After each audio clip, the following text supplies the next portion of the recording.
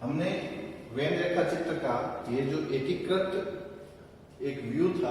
View था जो पढ़ा था, उसी व्यू को आज हम आगे रेखा चित्र समझने का प्रयत्न करेंगे। पिछले वीडियो में आपको मैंने बताया था कि रेखा चित्र किस प्रकार बनते हैं। अब उसी श्रृंखला को आगे बढ़ाते हुए हम देखेंगे कि फिगर्स और अवस्था और आकृति, इनके माध्यम से अवस्था, योग, मूड और फिगर किस प्रकार एक निरपेक्ष न्याय वाक्य या न्याय युक्ति का जॉन वेन के रेखा चित्र बनाकर उसकी वैधता की जांच की जाती है। तो सबसे पहले हम एक साधारण सा या तो एक आसान उदाहरण लेंगे, उस उदाहरण के माध्यम से रेखा चित्र बनाने का प्रयत्न करेंगे और देखेंगे कि हमारे प्रश्न पत्र में जो क्वेश्चन पेपर होता है उसमें किस प्रकार का सवाल होता है। पेपर में हमें दिया हुआ आएगा, दो तरह से दिया हुआ आएगा, दो स्थिति आएगी। कौन कौन सी आएगी, दोनों स्थितियों को हम समझेंगे। सबसे पहले मैं एक न्याय वाक्य या न्याय युक्ति का उदाहरण लेता हूं, जो कि कॉमन उदाहरण है। पहला आधार वाक्य, सभी मनुष्य मरणशील है। सभी मनुष्य मरणशील है। दूसरा आधार वाक्य, सभी प्रोफेसर मनुष्य हैं। और तीसरा आधार वाक्य या निष्कर्ष, अतः सभी प्रोफेसर मरणशील है।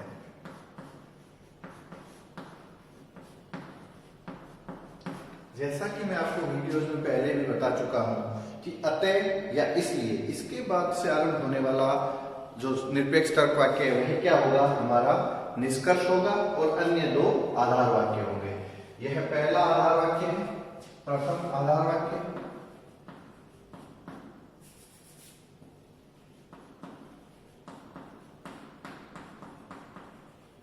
ये भी आधार वाक्य और यह क्या है, निष्कर्ष। सबसे पहले हमें क्या करना है, निष्कर्ष के उद्देश्य और विधेय पद निकालने। तो निष्कर्ष का उद्देश्य, निष्कर्ष का विधेय, उद्देश्य पद और विधेय पद। उसके बाद जो निष्कर्ष में विधेय पद है वो पूरे न्याय वाक्य में क्या होता है, विधेय पद होता है। तो ये विधेय पद, ये वापस यहाँ पर विधेय पद आ गया। मैं दोनों नाम लिख रखा हूं, कोई भी एक चलता है। और उसके बाद जो निष्कर्ष में उद्देश्य पद है वह भी उद्देश्य पद ही रहता है पूरे न्याय वाक्य।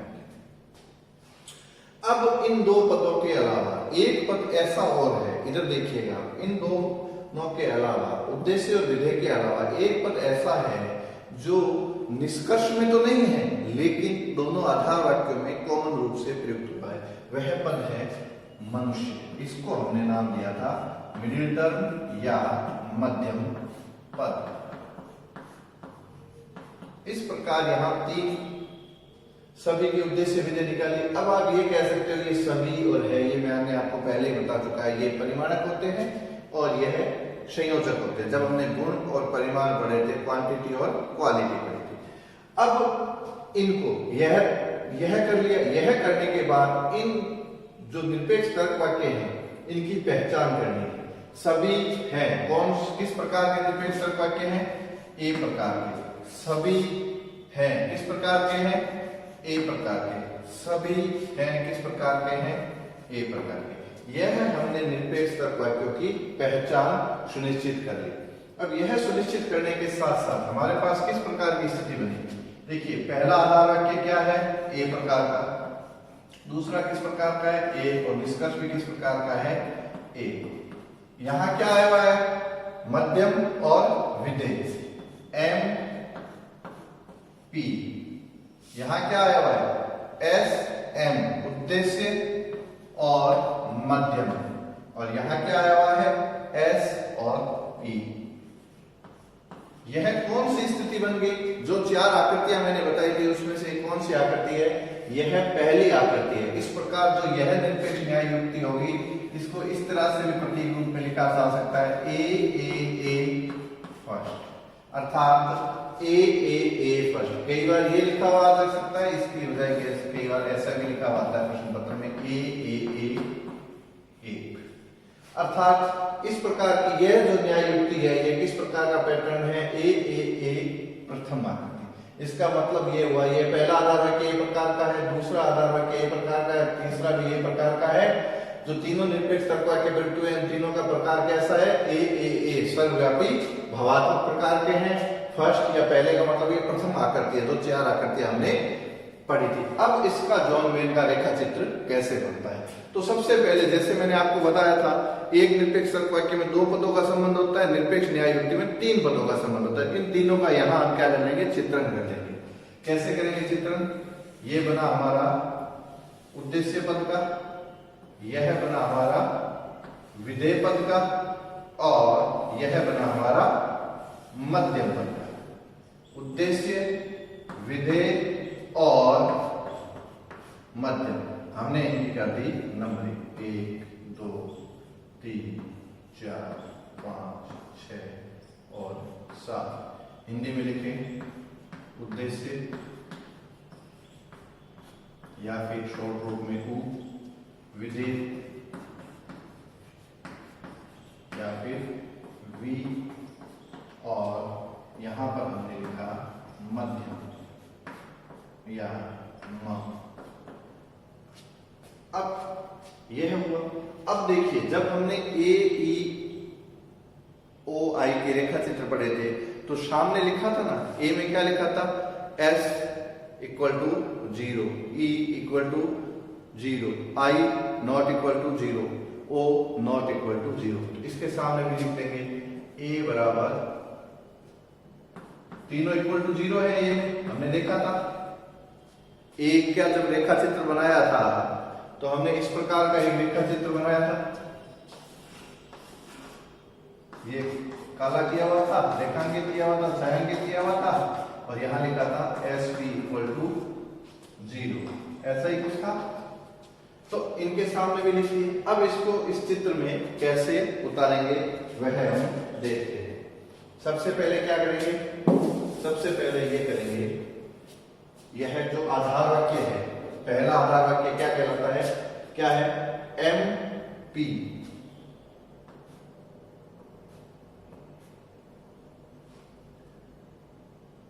M का वह भाग जो P में नहीं है, किसके बराबर है?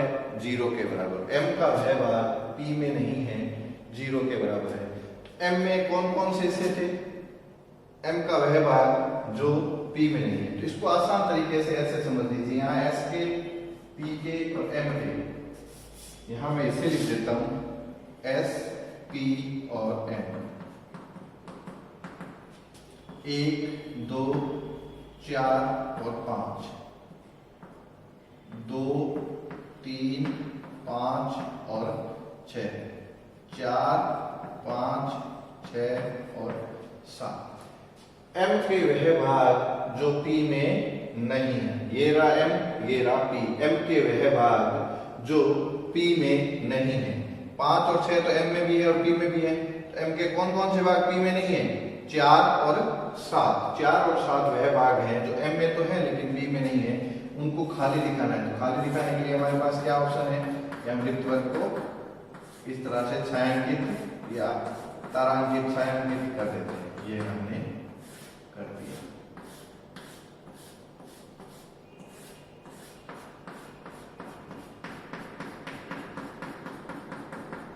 कर दिया, यह एक कर दिया।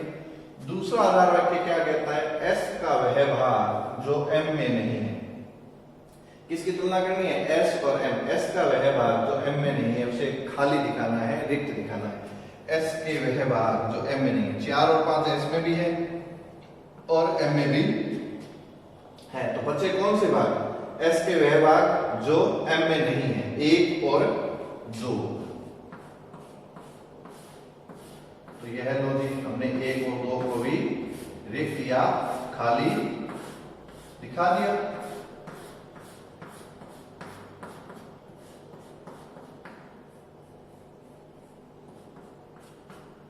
यह हो गया इसका भी रेखा चित्र। अब हमें ध्यान रखना है, यह क्या है, आधार वाक्य, यह क्या है, आधार वाक्य है, और यह क्या है, निष्कर्ष है।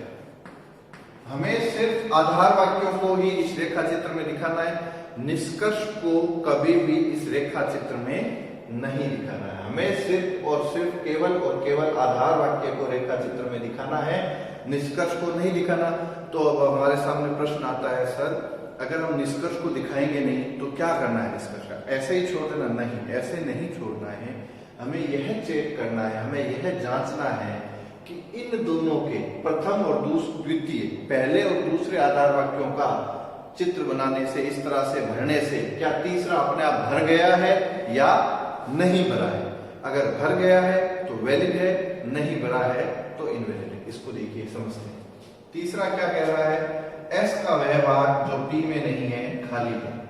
S का वह भाग, S और P की तुलना हो रही है, S के वह भाग जो P में नहीं है। 2 S में भी है और 5 S में भी है। तो बचा कौन सा S के वह भाग जो 3 में P में नहीं है? 1 नंबर और 4 नंबर। S के ऐसे भाग हैं जो P में नहीं है, क्या वो खाली हैं? मतलब वो पहले से भरे हुए हैं, खाली दिखाए गए हैं। हाँ जी, 1 और 4 पहले से खाली दिखाए गए। ये देखिए, हमें बनाने नहीं है, देखना है कि इन दोनों को बनाने से क्या ये अपने आप बन जाता है। अगर ये अपने आप बन जाता है तो वो वैध है, नहीं तो वो अवैध है। तो ये देखिए, पहले से भरा हुआ है, तो यह जो न्याय युक्ति या न्याय वाक्य है वो क्या है, वैध है। हमें सिर्फ ये लिख देना है, यह न्याय वाक्य वैध है। इन दोनों के प्रतीक से ये तीसरा स्वतः ही बन गया है। तो यह हुए जॉन वेन के रेखा चित्र। जैसा कि मैंने आपको पहले भी कहा था, बहुत ही आसान है। हमें कुछ भी ऐसा नहीं करना है जिससे हमें यह लगे कि यह देखिए, पहला, दूसरा और तीसरा, प्रथम, द्वितीय और तृतीय, पहला आधार वाक्य, दूसरा आधार वाक्य और निष्कर्ष। पहले 2 आधार वाक्य बनाने हैं और तीसरा आधार वाक्य हमें नहीं बनाना है। यह हो गया। यह है जॉन वेन की रेखा चित्र जो आपको 20 नंबर में आता है। 20 नंबर में आने के 2 ही तरीके। पहला, आपको इस तरह से एक न्याय युक्ति दी जा सकती है या इस तरह की एक स्थिति दी जा सकती है। दोनों को ही आपको इस तरह से निकाल कर बनाना। अगर आपको ऐसी स्थिति दे दी गई है तो आपको उसके सामने पहली, दूसरी, तीसरी, चौथी आकृति कौन सी वह लिखनी है। अगर आपको इस तरह की स्थिति दे दी गई है तो आपको क्या करना है, उन तर्क वाक्यों के प्रकार लिखने हैं। प्रकार लिखने के बाद उद्देश्य, विधेय और मध्यम पद दर्शाने हैं। अपने आप ऐसी स्थिति आ जाएगी, देखते हैं हमें पता चल जाएगा पहली बनी है, दूसरी बनी है, तीसरी या चौथी। और उसके बाद ये रेखा चित्र बनाना है। बनाएंगे कैसे? आधार वाक्य है, उनको हम यहाँ ड्रॉ करेंगे और देखेंगे कि इन 2 आधार वाक्यों को बनाने से क्या निष्कर्ष अपने आप बन गया है। अगर निष्कर्ष अपने आप बन गया जैसा कि इस युक्ति में बना हुआ है तो वह युक्ति वैध होगी। अगर नहीं बनता है तो वह युक्ति अवैध होगी। सिर्फ और सिर्फ सिंपल। हालांकि मुझे लगता है आपको पहले दिन ये समझ नहीं आया होगा, लेकिन हम बहुत से उदाहरणों के माध्यम से अभ्यास करेंगे। आज मैं यहीं तक छोड़ रहा हूं, इस वीडियो को यहीं समाप्त कर रहा हूं।